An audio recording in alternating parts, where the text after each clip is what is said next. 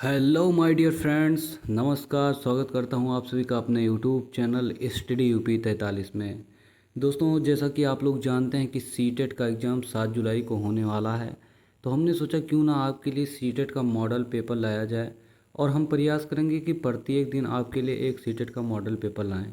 और आपसे दावा करते हैं कि अगर हमारे सारे मॉडल पेपर आपने ढंग से देख लिया तो सीडीपी के ज़्यादा से ज़्यादा क्वेश्चन इसी वीडियो से फंसेंगे।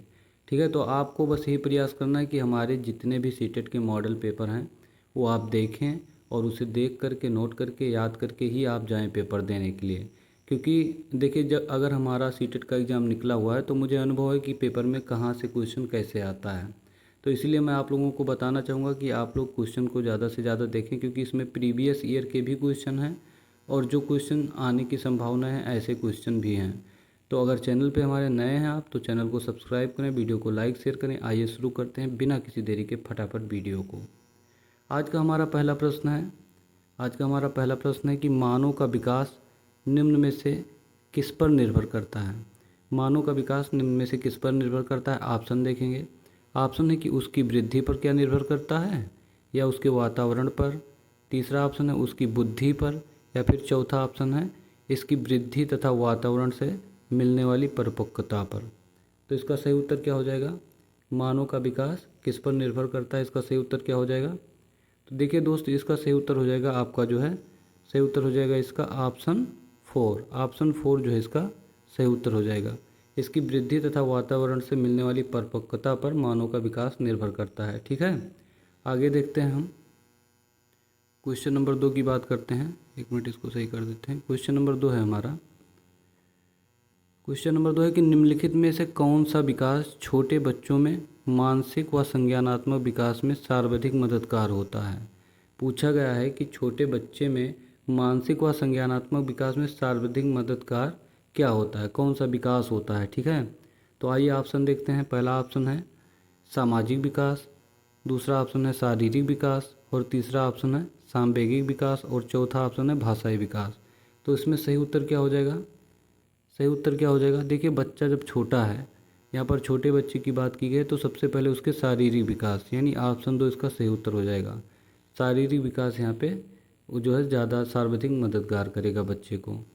आगे बात करते हैं, क्वेश्चन नंबर 3 की बात करते हैं। क्वेश्चन नंबर 3 है हमारा कि निम्नलिखित में से कौन सा बालक के सामाजिक विकास को प्रभावित करता है। देखिए, बालक के सामाजिक विकास को कौन सा चीज़ जो है वो प्रभावित करता है, यहाँ पे पूछा गया है। ऑप्शन देखेंगे आप, तो पहला ऑप्शन है यहाँ पे बुद्धि, दूसरा ऑप्शन है तर्क शक्ति, और तीसरा ऑप्शन है भाषा प्रयोग की क्षमता, और चौथा ऑप्शन है उपयुक्त में से कोई नहीं। अब देखिए, अगर यहाँ पे बात की गई है चारों ऑप्शन को अगर आप देखेंगे, तो उसके सामाजिक विकास को ना तो बुद्धि ही जो है प्रभावित करती है, बुद्धि नहीं प्रभावित करती है, ना तर्क शक्ति प्रभावित करती है, और ना ही भाषा का प्रयोग। ये सारी चीज़ें क्यों सामाजिक विकास में प्रभावित करेंगी, ये सब पॉजिटिव चीज़ें हैं, तो ये चीज़ें नहीं करेंगी। तो इसका सही ऑप्शन क्या हो जाएगा। इसका सही उत्तर हो जाएगा ऑप्शन 4, उपयुक्त में से कोई नहीं। इसका सही उत्तर हो जाएगा ऑप्शन नंबर 4। आगे बात करते हैं हम क्वेश्चन नंबर 4 की। क्वेश्चन नंबर 4 है हमारा कि शिक्षण की विभिन्न विधियों का प्रयोग के लिए कौन सी अवस्था सर्वाधिक उपयुक्त है। अब देखिए, जो शिक्षा होता है, शिक्षण देना है, तो हमें किस क्लास के बच्चे को कैसे समझाना है, वह किस लेवल पर कौन सी चीज़ों को सीख सकता है, ये सारी चीज़ें हम जानकर ही तब बच्चे को पढ़ाएंगे। ऐसा तो है नहीं कि कक्षा 1 के बच्चे को हम हाई स्कूल का मैथ दे पढ़ने के लिए, तो कैसे जान पाएगा। तो वही इस प्रश्न में कहा गया है कि शिक्षण की विभिन्न विधियों के प्रयोग के लिए कौन सी सबसे अधिक उपयुक्त अवस्था होगी, यहाँ पे पूछा गया है क्वेश्चन नंबर 4 में। तो ऑप्शन आप देखिए, पहला ऑप्शन है बाल्यावस्था, दूसरा ऑप्शन है शैशवावस्था, तीसरा ऑप्शन है प्रौढ़ावस्था, और चौथा ऑप्शन है किशोरावस्था। तो इसका सही उत्तर क्या हो जाएगा। इसका सही उत्तर हो जाएगा बाल्यावस्था। क्या होगा, बाल्यावस्था। चौथे का जो है ऑप्शन 1 सही हो जाएगा, बाल्यावस्था जो है उपयुक्त अवस्था होगी। आगे बात करते हैं हम क्वेश्चन नंबर 5 की। क्वेश्चन नंबर 5 हमारा कि किसके परिणाम स्वरूप बालक अपने निरंतर बदलते हुए वातावरण में ठीक प्रकार से समायोजन करने में सक्षम हो जाता है। किसके परिणाम स्वरूप पूछा गया है। तो ऑप्शन देखिए, ऑप्शन 1 है संज्ञानात्मक विकास, क्या सही होगा, या फिर शारीरिक विकास सही होगा, ऑप्शन 3 भाषाई विकास, और ऑप्शन 4 संवेगात्मक विकास। देखिए कौन सा विकास होना चाहिए जिसके परिणाम स्वरूप बालक जो है वातावरण में ठीक प्रकार से समायोजन करने में सक्षम हो जाए। यहाँ पे ये बात की गई है दोस्तों। तो क्वेश्चन नंबर 5 का सही उत्तर क्या हो जाएगा? देखिए जो हमारे जीन पियाजे थे जिन्होंने संज्ञानात्मक विकास दिया था, तो उन्होंने इसी बारे में बताया था जो इसका संज्ञानात्मक विकास होगा, जब बालक के अंदर संज्ञानात्मक विकास हो जाएगा तो वातावरण में ठीक प्रकार से समायोजन करने में सक्षम हो जाएगा। आगे बात करते हैं हम क्वेश्चन नंबर 6 की। क्वेश्चन नंबर 6 है हमारा कि किस अवस्था में बालक में, ठीक है, किस अवस्था में बालक में नई खोज करने की और घूमने की प्रवृत्ति बहुत अधिक बढ़ जाती है। क्वेश्चन नंबर 6 में पूछा गया है कि बालक में नई खोज करने की और घूमने की, इधर उधर टहलने की, दोस्तों के साथ टहलने की जो है प्रवृत्ति सबसे अधिक बढ़ जाती है। तो ऑप्शन देखें, क्या शैशवावस्था है, या ऑप्शन 2 उत्तरावस्था है, या ऑप्शन 3 किशोरावस्था है, या फिर ऑप्शन 4 प्रौढ़ावस्था है। सही उत्तर क्या हो जाएगा इसका? सही उत्तर क्या होगा इसका? तो इसका सही उत्तर क्या हो जाएगा जानते हैं आप? इसका सही उत्तर हो जाएगा उत्तर बाल्यावस्था। उत्तर बाल्यावस्था में दोस्तों बच्चे जो होते हैं वो टोलियों में खेलना, घूमना, नई चीज़ों के बारे में जानने की जिज्ञासाएं उनके अंदर सर्वाधिक होती है। तो क्वेश्चन नंबर 6 का सही उत्तर क्या हो जाएगा? उत्तर बाल्यावस्था। आगे बात करते हैं क्वेश्चन नंबर 7 की। क्वेश्चन नंबर 7 है हमारा, किशोर की सबसे नाजुक और संवेदनशील समस्या क्या होती है? देखिए जो किशोर होता है उसकी सबसे नाजुक और संवेदनशील समस्या क्या होती है, मतलब वह किस चीज़ में अपने आप को कमज़ोर समझता है, उसकी प्रॉब्लम क्या है, ये सारी चीज़ें हमको जाननी होगी। तो इसका ऑप्शन देखते हैं, व्यवसाय संबंधी समस्या होती है क्या बच्चों में, या फिर यौन संबंधी समस्याएं होती है किशोरों में, या फिर समायोजन संबंधी होती है, या प्रश्नाभ्यास संबंधी होती है। देखिए अगर किशोरावस्था की अगर बात की जाए, देखिए बच्चों अगर किशोरावस्था की हम बात करते हैं तो वहाँ पे सही ऑप्शन हो जाएगा यौन संबंधी समस्या। सेकेंड ऑप्शन सही हो जाएगा यौन संबंधी समस्या। देखिए जैसे हमारे हल साहब ने बताया था कि किशोरावस्था बड़े ही तूफान तनाव की अवस्था है, तो इसका सही उत्तर इसीलिए हो जाएगा यौन संबंधी समस्याएं जो है वो किशोर की सबसे नाजुक और संवेदनशील समस्याएं हैं। आगे बात करते हैं हम। क्वेश्चन है कि मानव विकास की किस अवस्था के बाद व्यक्ति परिपक्व हो जाता है? अब देखिए अगर आपको सारी अवस्थाएं पता होंगी तो आप बड़े ही आसानी से समझ जाएंगे कि इसका सही उत्तर क्या होगा। ठीक है, अगर आपको अवस्थाएं पता होंगी तो आप समझ जाएंगे कि इसका सही उत्तर क्या होगा। तो देखिए यहाँ पे ऑप्शन देखेंगे, पहला ऑप्शन है शैशवावस्था, दूसरा ऑप्शन है किशोरावस्था, तीसरा है बाल्यावस्था और चौथा है प्रौढ़ावस्था। देखिए जो परिपक्वता की अगर बात की जाए तो इसमें जो है परिपक्वता की पहले की अवस्था जो होती है, ठीक है, उसके पहले की जो अवस्था होती है वो आपका क्या हो जाएगा? किशोरावस्था। किशोरावस्था दोस्तों जो है उसके बाद ही जो है हमारी परिपक्वता अवस्था आती है जिसे हम प्रौढ़ावस्था कहते हैं। अब यहीं पर देख लीजिए आप, पहली अवस्था आपकी हो जाएगी शैशवावस्था, दूसरी अवस्था हो जाएगी बाल्यावस्था, अगर तीसरी बात की जाए तो किशोरावस्था हो जाएगी, और लास्ट वाली आपकी क्या हो जाएगी? प्रौढ़ावस्था। ये चारों अवस्थाएं हैं। वहीं एज की बात की जाए तो शैशवावस्था की एज हो जाएगी, कहीं कहीं पे 0 से 2 वर्ष दिया हुआ है, कहीं क्रो साहब ने इसे 5 वर्ष बताया है। वहीं किशोरावस्था की बात की जाए तो ये 12 से आपका 18 वर्ष हो जाएगा। किशोरावस्था जो है 12 से 18 वर्ष हो जाएगा। बाल्यावस्था की बात की जाए तो 5 से 12 समझ लीजिए इसे, या फिर 6 से 12 समझ लीजिए। और 18 के बाद अगर हम बात करें, 18 के बाद की बात करें तो ये आपकी कौन सी अवस्था हो जाएगी? 18 प्लस के बाद ये आपका प्रौढ़ावस्था हो जाएगा दोस्तों। मानव विकास की जो सबसे अंतिम अवस्था है वो क्या हो जाएगा? आपका प्रौढ़ावस्था हो जाएगा। मृत्यु तक जब तक आप जिए वो आपकी प्रौढ़ावस्था होगी। आगे बात करते हैं हम। क्वेश्चन नंबर 9 है हमारा कि सार्थक अधिगम की प्रक्रिया विकास की किस अवस्था से प्रारंभ होती है? क्वेश्चन है 9 नंबर जो हमारा वो यह है कि सार्थक अधिगम की प्रक्रिया विकास की किस अवस्था से प्रारंभ होती है। अब बताना है आपको भैया, सार्थक अधिगम का तात्पर्य क्या है ये तो आप जान लीजिए। सार्थक अधिगम का तात्पर्य है कि बच्चा जब किसी चीज़ को समझने लगे, अगर आप बोलिए बच्चे से कि बच्चों ये क्या पड़ा हुआ है, आगे क्या पड़ा हुआ, अब वहाँ पे अगर चाक पड़ा हुआ है और बच्चे बता रहे हैं कि सर ये चाक है, या फिर वो इशारा कर रहे हैं यहाँ चाक है, और वो उस चीज़ों को बच्चे समझ रहे हैं, तो ये आपका क्या हो जाएगा? सार्थक अधिगम हो जाएगा। ठीक है, तो यहाँ पे पूछा गया है कि जो है बताइए सार्थक अधिगम की प्रक्रिया विकास की किस अवस्था से प्रारंभ होती है। तो ऑप्शन देखिए आप सबसे पहले, पहला ऑप्शन है क्या? किशोरावस्था से, वयस्कावस्था से, शैशवावस्था से, या फिर बाल्यावस्था से। देखिए बच्चे जो है वो शैशवावस्था से ही समझना शुरू कर देते हैं। वो जो प्रारंभ होती है उनकी सीखने की क्षमता वो शैशवावस्था से ही हो जाती है। तो इसका सही उत्तर क्या हो जाएगा? ऑप्शन 3 शैशवावस्था। बच्चे शैशवावस्था में ही समझदार हो जाते हैं और सीखने की सबसे ज़्यादा जिज्ञासाएँ उनमें होती है। आगे बात करेंगे हम क्वेश्चन नंबर 10 की।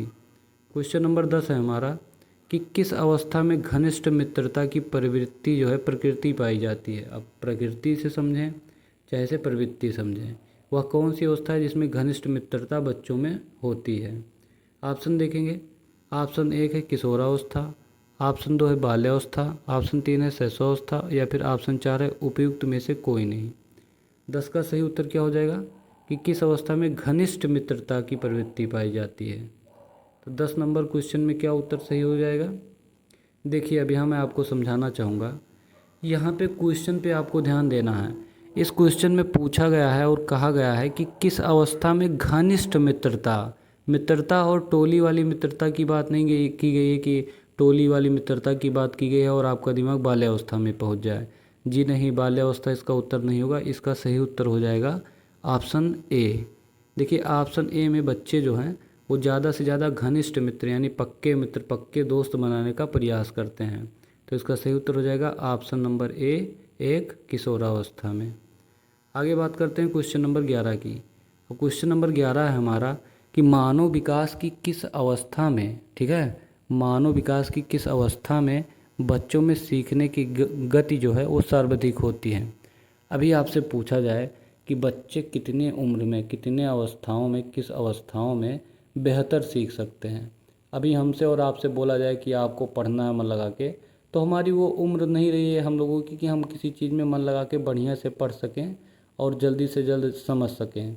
लेकिन जो बच्चे होते हैं, जो जिनका दिमाग जो कोरे कागज़ की तरह होता है, खाली स्लेट की तरह होता है, जिनमें हर चीज़ को जानने की जिज्ञासाएँ होती हैं, अगर हम उनकी बात करें तो उनमें सही ऑप्शन क्या होगा, सही उत्तर क्या होगा कि वह कौन सी उम्र है जिसमें बच्चे सीखने में सर्वाधिक गति से सीखते हैं? ऑप्शन 1 देखिए क्या बाल्यावस्था, ऑप्शन 2 देखिए क्या शैशवावस्था या फिर क्या किशोरावस्था होगी या फिर चौथा ऑप्शन प्रौढ़ावस्था। सही उत्तर जानेंगे। सही उत्तर इसका क्या हो जाएगा? सही उत्तर हम आपको बताएंगे कि क्वेश्चन नंबर 11 का सही उत्तर क्या होगा? शैशवावस्था। शैशवावस्था में ही बालक सीखने के लिए काफ़ी ज़्यादा जिज्ञासु रहता है। चलिए बात करते हैं क्वेश्चन नंबर 12 की। अभी मैंने आपको बताया भी था कि शैशवावस्था की उम्र कितनी होती है, शैशवावस्था की उम्र कितनी होती है। देखिए हमारे क्रू साहब ने जो बताया था, उन्होंने बताया था कि शैशवावस्था की उम्र जो है वो 0 से 5 वर्ष होती है। लेकिन मैं आप लोगों को बताना चाहूँगा कि कहीं कहीं पर शैशवावस्था की उम्र फ्रायड साहब ने बताया हुआ है 0 से 2 वर्ष। लेकिन आप ये भी जानिए कि ऑप्शन में अगर 0 से 2 वर्ष रहेगा तो 0 से 5 वर्ष नहीं रहेगा। इसलिए आप लोग निश्चिंत रहें और दोनों चीज़ों को जानें, ठीक है। तो इसका सही उत्तर हो जाएगा 5 वर्ष या फिर 0 से 2 वर्ष। ये चीज़ आप लोग नोट करिएगा। क्वेश्चन नंबर 13 की बात करते हैं हम। क्वेश्चन नंबर 13 है कि अवधारणाओं का विकास मुख्य रूप से का हिस्सा है, किसका हिस्सा है, ठीक है। तो देखिए अवधारणाओं के विकास की बात की गई है तो ऑप्शन देखेंगे हम कि क्या बौद्धिक विकास या फिर ऑप्शन 2 शारीरिक विकास, ऑप्शन 3 सामाजिक विकास या फिर ऑप्शन 4 संवेगात्मक विकास। तो जो अवधारणाओं का विकास होता है वो मुख्य रूप से किसका विकास का होता है, किस चीज़ का विकास होता है, यहाँ पे पूछा गया है। तो क्वेश्चन नंबर 13 का सही उत्तर हो जाएगा ऑप्शन 1 बौद्धिक विकास। जो अवधारणाओं का विकास होता है वो मुख्य रूप से बौद्धिक विकास का हिस्सा होता है। ऐसे याद करेंगे कि जो अवधारणाओं का विकास होता है वह मुख्य रूप से बौद्धिक विकास का हिस्सा होता है, ठीक है बच्चों। आगे हम देखते हैं क्वेश्चन नंबर 14 की कि मध्य बचपन अवधि है। अभी आपको लगेगा प्यारे बच्चों कि अरे सर जी ये तो बड़ा नॉर्मल क्वेश्चन है, लेकिन अगर आपने कभी सीटेट का एग्ज़ाम दिया होगा तो आपको बड़े अच्छे से पता होगा कि कभी कभी बच्चों नॉर्मल क्वेश्चन भी काफ़ी आसानी से आप लोग गलत करके चले आते हैं और बाद में बहुत पछताते हैं। तो ऐसा नहीं कि आपको सीटेट में 30 के 30 प्रश्न बहुत ही हार्ड लेवल के मिलेंगे, बिल्कुल नहीं मिलेंगे। उसमें कम से कम 10 से 5 क्वेश्चन आपके नॉर्मल रहेंगे। तो बिल्कुल टेंशन नहीं लेना, जो भी पढ़ाया जाए ध्यान से पढ़िए बिना किसी हड़बड़ी के और सब क्वेश्चंस को नोट करिए और बार बार देखने का प्रयास करिए। देखते हैं क्वेश्चन नंबर 14 क्या है हमारा। बचपन मध्य बचपन अवधि है, मध्य बचपन अवधि है, कौन सी अवधि है? ऑप्शन देखेंगे क्या 2 से 6 वर्ष की अवधि है या 6 से 11 वर्ष की अवधि है या 10 से 10 वर्ष के बाद की अवधि है या फिर 4, ऑप्शन 4 जन्म से जो हुआ। ठीक है, देखिए मैंने अभी आपको बताया ही था कि जो मध्य बचपन होता है वो आपका कितने वर्ष होगा, 6 से 11 वर्ष। 6 से 11 वर्ष। तो इसका सही ऑप्शन क्या हो जाएगा, इसका सही ऑप्शन क्या हो जाएगा, इसका सही ऑप्शन हो जाएगा 6 से 11 वर्ष। ऑप्शन दूसरा सही हो जाएगा। ठीक है, 14 नंबर जो क्वेश्चन है उसका ऑप्शन 2 सही हो जाएगा। आगे बात करते हैं हम क्वेश्चन नंबर 15 की। क्वेश्चन नंबर 15 हमारा, विकास एक क्रमिक एवं मंद गति से चलने वाली प्रक्रिया है, यह कथन किसका है। विकास एक क्रमिक एवं मंद गति से चलने वाली प्रक्रिया है, यह कथन किसका है। ऑप्शन 1 है लास्की, ऑप्शन 2 है मैस्लो, ऑप्शन 3 है स्किनर और ऑप्शन 4 है अरस्तू। देखिए कथन जरूर पूछा जाएगा, 2 से 3 प्रश्न आएंगे, 1-2 आना तो बिल्कुल कन्फर्म ही है, इसलिए आप लोग इसको भी ध्यान दीजिएगा। इसका सही उत्तर हो जाएगा ऑप्शन 3। स्किनर ने कहा था कि विकास एक क्रमिक एवं मंद गति से चलने वाली प्रक्रिया है। ध्यान रखिएगा दोस्तों, वीडियो में बने रहिए, हमारे चैनल को सब्सक्राइब करना बिल्कुल मत भूलें, क्योंकि आपके लिए हम मॉडल पेपर बनाएंगे और काफ़ी अच्छा क्वेश्चन लाएंगे जो कि CDP के लिए काफ़ी ज़्यादा महत्वपूर्ण होंगे। क्वेश्चन नंबर 16 है, शिक्षा मनोविज्ञान एक विज्ञान है। शिक्षा मनोविज्ञान एक विज्ञान है, इसका ऑप्शन नहीं बताएंगे क्योंकि ये काफ़ी ज़्यादा जो है बढ़िया क्वेश्चन है, कई बार आप लोगों ने पढ़ा है। मानव व्यवहार का जो है, मानव व्यवहार का विज्ञान है। शिक्षा मनोविज्ञान जो है वो मानव व्यवहार का विज्ञान है।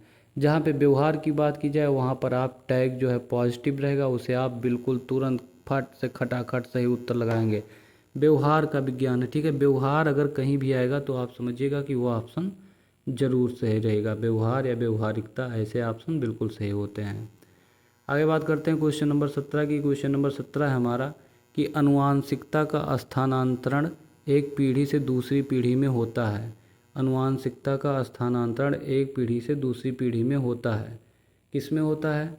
क्या माता से होता है, क्या पिता से होता है, माता पिता दोनों से होता है, या माता पिता के साथ उनके पूर्वजों से भी होता है।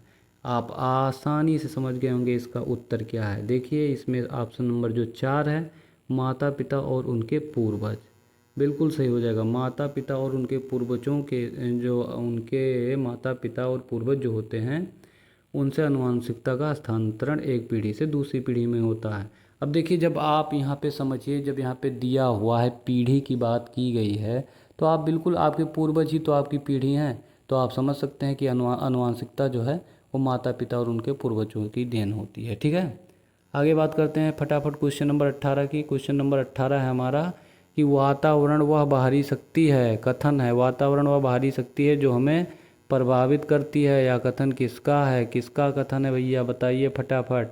देखिए कथन है तो इसमें बहुत ज़्यादा समझाने की कोई ज़रूरत नहीं है। वातावरण वह बाहरी शक्ति है जो हमें प्रभावित करती है, तो यह कथन किसका है क्वेश्चन नंबर 18 का। क्वेश्चन नंबर 18 का यह कथन जो है वो आपका रास का है। रास ने कहा था वातावरण वह बाहरी शक्ति है जो हमें प्रभावित करती है बच्चा। आगे चलिए क्वेश्चन नंबर 19 की बात करें। क्वेश्चन नंबर 19 है हमारा, आनुवंशिकता को सामाजिक संरचना माना जाता है। कौन सा ऑप्शन सही होगा। आनुवंशिकता को डॉट डॉट डॉट सामाजिक संरचना माना जाता है, इसका उत्तर क्या होगा सही। क्या गौड़ होगा, या गत्यात्मक होगा, या स्थिर होगा, या फिर ऑप्शन 4 प्राथमिक होगा। क्वेश्चन नंबर 19 का सही उत्तर हो जाएगा स्थिर। देखिए आनुवंशिकता को स्थिर सामाजिक गत्यात्मक, ठीक है, आनुवंशिकता को स्थिर सामाजिक संरचना माना जाता है। ठीक है, इसका सही उत्तर हो जाएगा ऑप्शन नंबर 3। आगे बात करते हैं क्वेश्चन नंबर 20 की। क्वेश्चन नंबर 20 है, कुत्ते पर किस वैज्ञानिक ने प्रयोग किया था। फटाफट बताइए कुत्ते पर किसने प्रयोग किया था। कॉलर की बात करें तो किस पे किए थे, चिंपैंजी। ठीक है, आगे बात करते हैं पियाजे ने किस पे किया था। पियाजे ने संज्ञानात्मक सिद्धांत दिया था, याद रखिएगा। ठीक है, संज्ञानात्मक सिद्धांत पावलोव, बिल्कुल हाँ सही हो जाएगा ऑप्शन नंबर 3। पावलोव ने कुत्ते पर आविष्कार किया था, नहीं आविष्कार नहीं किया था दोस्तों, कुत्ते पर प्रयोग किया था। ठीक है, उसके बाद हल साहब ने अपने बच्चे पर ही जो है प्रयोग किया था और उसकी विशेषताओं को लोगों के सामने बताया था, तो इसका सही उत्तर हो जाएगा ऑप्शन 3। पावलोव ने कुत्ते पे प्रयोग किया था, इसलिए उनको नोबेल पुरस्कार 1904 में मिला भी था गाइस। आगे बात करते हैं हम, चिंपैंजी पर किसने प्रयोग किया था। अभी मैंने बताया है चिंपैंजी पर किसने प्रयोग किया था। सही उत्तर क्या हो जाएगा, किसने किया था? कोहलर ने किया था। ऑप्शन 2 सही हो जाएगा इसका सही उत्तर। आगे बात करते हैं क्वेश्चन नंबर 22 की। क्वेश्चन नंबर 22 है हमारा, बच्चे के समाजीकरण में महत्वपूर्ण भूमिका निभाते हैं। कौन निभाते हैं बच्चे के समाजीकरण में महत्वपूर्ण भूमिका? देखने के बाद ही आप जान गए होंगे कि इसका सही उत्तर क्या हो जाएगा। क्वेश्चन नंबर 22 का सही उत्तर क्या हो जाएगा? क्या इसका ऑप्शन होगा पालन पोषण, सहानुभूत या फिर पड़ोस या फिर ये सभी? देखिए सभी पॉजिटिव टैग हैं, तो इसमें क्या होगा? क्वेश्चन नंबर 22 का सही ऑप्शन 4 हो जाएगा, ये सभी इसका सही उत्तर हो जाएगा। क्वेश्चन नंबर 23 की अगर हम बात करें फटाफट, तो क्वेश्चन नंबर 23 है हमारा, बालक के समाजीकरण की प्रक्रिया कब प्रारंभ होती है बच्चों? समाजीकरण की प्रक्रिया कब प्रारंभ होती है पूछा गया। चलिए बताइए फटाफट। बच्चा जो है वो समाज में मिलना जुलना ये कब प्रारंभ करता है? सही उत्तर बताइए। देखिए जब बच्चा पैदा होता है तो सबसे पहले अपनी माँ से मिलता है या फिर अपने परिवार के लोगों से मिलता है, तो जब उसका जन्म होता है बच्चों, वही उसके समाजीकरण की प्रक्रिया का प्रारंभ करता है। तो क्वेश्चन नंबर 23 का सही उत्तर होगा मेरे प्यारे बच्चों ऑप्शन नंबर 2। जन्म से ही बच्चे में समाजीकरण की प्रक्रिया प्रारंभ हो जाती है मेरे प्यारे लल्ला। आगे चलो ये बात करते हैं क्वेश्चन नंबर 24 की। 24 नंबर क्वेश्चन, हमें बहुत गर्मी है भाई, प्लीज़ चैनल को हमारे सब्सक्राइब करना बिल्कुल मत भूलें, बहुत ज़्यादा गर्मी है और आप लोगों के लिए इतनी रात में हम वीडियो बना रहे हैं, तो चैनल पे ज़रूर हमारे सब्सक्राइब करें, लाइक शेयर ज़रूर करें। क्वेश्चन नंबर 24 हमारा, कि सबसे गहन और जटिल समाजीकरण कब होता है बच्चों? सबसे गहन और जटिल समाजीकरण कब होता है बताइए। चलिए ऑप्शन देखिए, ऑप्शन 1 है किशोरावस्था के दौरान, ऑप्शन 2 है पूर्व बाल्यावस्था के दौरान, ऑप्शन 3 है उत्तर बाल्यावस्था और ऑप्शन 4 है शैशवावस्था। तो सबसे गहन और जटिल समाजीकरण कब होता है? सही उत्तर हो जाएगा ऑप्शन 1 किशोरावस्था। किशोरावस्था में जो है सबसे ज़्यादा जो है समाजीकरण होता है बच्चों। क्वेश्चन नंबर 25 की बात करें, क्वेश्चन नंबर 25 हमारा, कि बच्चे के समाजीकरण में किसकी भूमिका प्रमुख होती है?